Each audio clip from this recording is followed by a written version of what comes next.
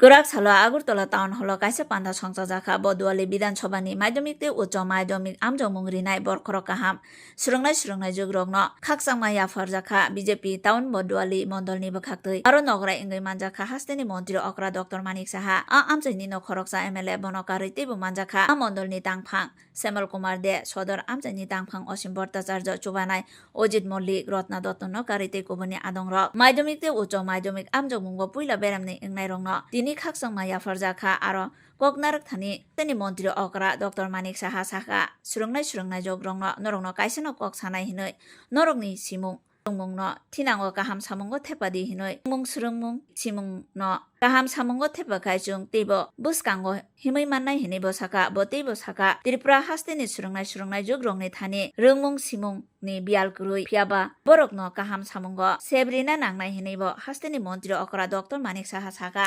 বর্তমানে বিধানসভার যারা মাধ্যমিক ও উচ্চ মাধ্যমিক পরীক্ষায়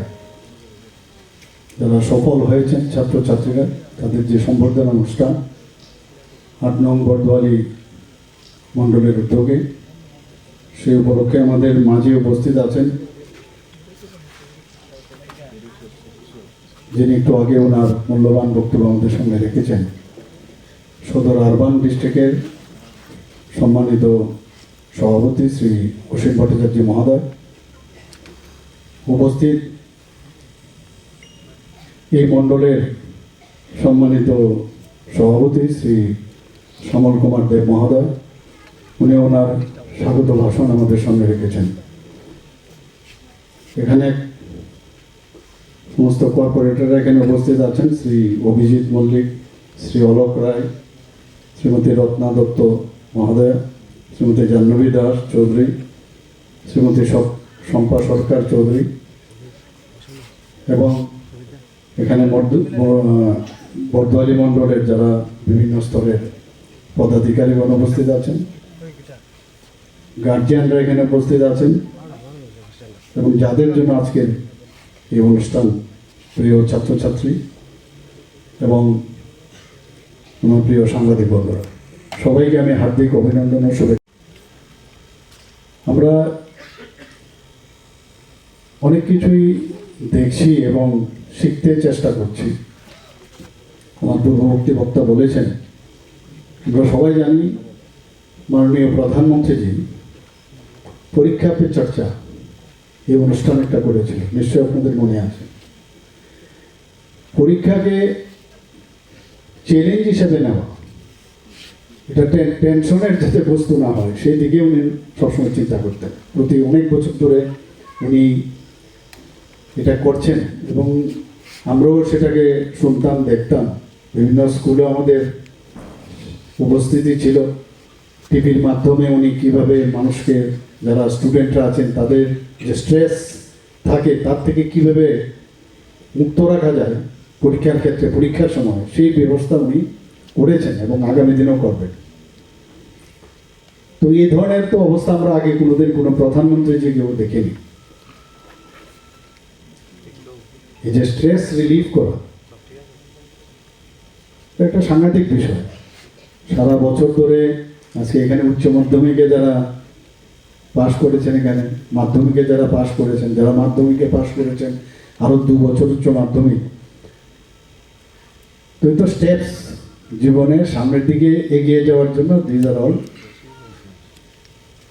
মানে স্টেপস সেই স্টেপসের পাশাপাশি যদি এরকম ব্যক্তি বা গার্জিয়ান থাকে গার্জিয়ানটা তো ঘরের ভিতর গার্জিয়ান তো আছেনই মার বিষয়ে mother is the best teacher বলেছেন বাবা তো থাকেনি বাবার অবদান তো ভোলা যায় না গত পরশু দিনই ফাদার্স ডে গেল অনেকে সোশ্যাল মিডিয়াতেও দেখলাম যে ফাদার ইজ বেস্ট কিন্তু mother is also the best যে সেই জায়গায় আমরা সবাই মিলে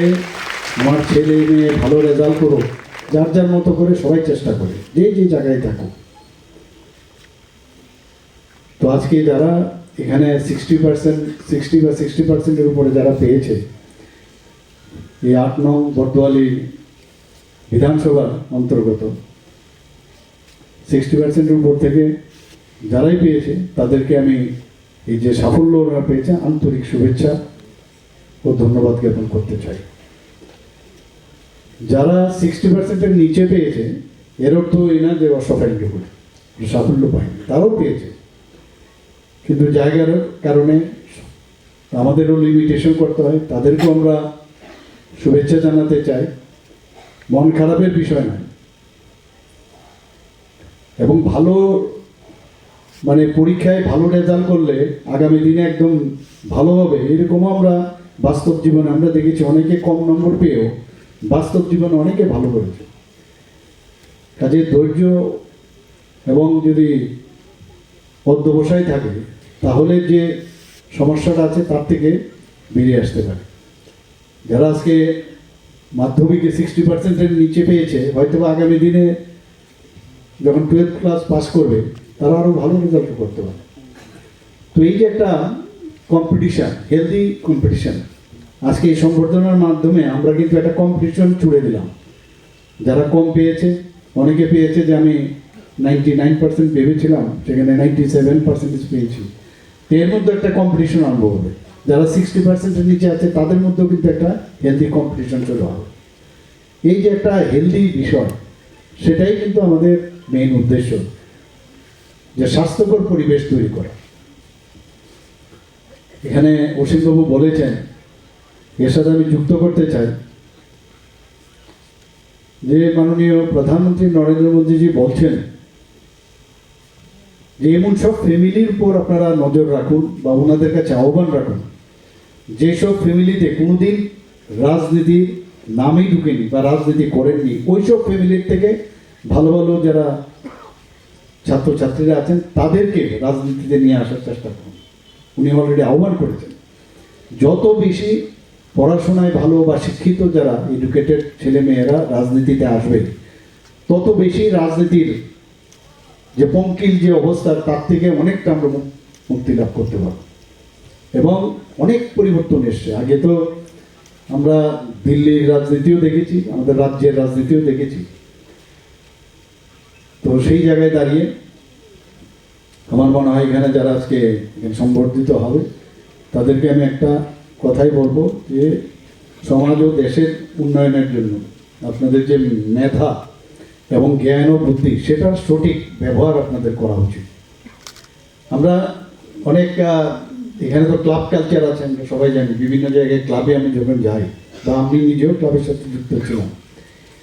কেউ আসতে চায় না ক্লাব টাব করতে, কিন্তু নিরাপত্তা চায়, সুস্থ পরিবেশ চায়।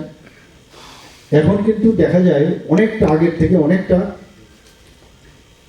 অনেক বেটার হয়েছে। মানুষ এখন আসছে, ছেলে মেয়েরা আসছে। আজকে এখানে আমার কাছে যে ডাটাটা আমি দেখেছিলাম, যেখানে 60%-এর উপরে আজকের যে অবস্থান, এখানে মেয়েদের সংখ্যা কিন্তু বেশি। তো এটা আমাদের জন্য নারী শক্তির যে আগামী দিন এম্পাওয়ারমেন্ট উইমেন, সেটা আমরা দেখতে পাচ্ছি।